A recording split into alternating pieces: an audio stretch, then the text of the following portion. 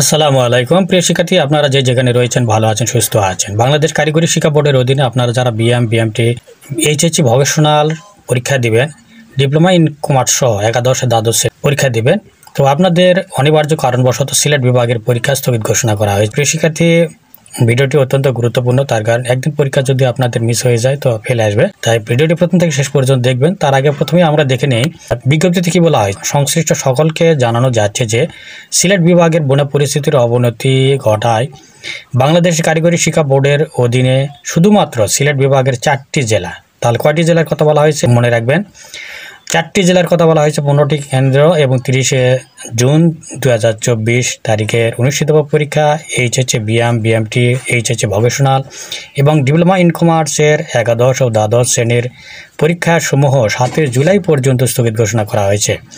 প্রিয় শিক্ষার্থী, ঢালাভাবে কিন্তু বুঝে নেবেন না যে সিলেট বিভাগ পুরাটাই কিন্তু স্থগিত ঘোষণা করা হয়নি। সময়সূচি অনুযায়ী 9 জুলাই 2024 তারিখ হতে পরীক্ষাসমূহ যথারীতি অনুষ্ঠিত হবে। স্থগিত পরীক্ষাসমূহের নতুন সময়সূচি পরবর্তীতে বিজ্ঞপ্তির মাধ্যমে জানানো হবে। প্রিয় শিক্ষার্থী, এরপরে উল্লেখ থাকে যে সিলেট বিভাগে ব্যতীত অন্যান্য বিভাগে যথা ঘোষিত সময়সূচি অনুযায়ী 30শে জুন 2024 তারিখ হতে পরীক্ষা অনুষ্ঠিত হবে।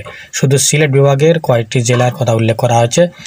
এই 4টি জেলা ব্যতীত আপনারা সকল জেলায় কিন্তু পরীক্ষা যথা টাইমে অনুষ্ঠিত হবে, এই 4 জেলা বাদে।